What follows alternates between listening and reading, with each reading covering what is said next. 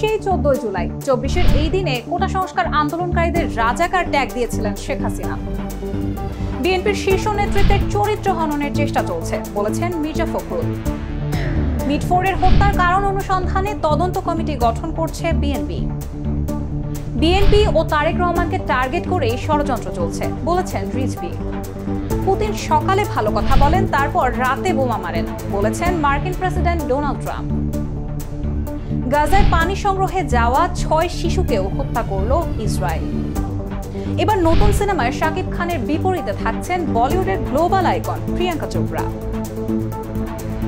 পালমারের নৈপুণ্যে পিএসজিকে উড়িয়ে ক্লাব বিশ্বকাপ চ্যাম্পিয়ন হলো চেলসি। লঙ্কানদের হারিয়ে সিরিজের সমতায় ফিরল টাইগাররা।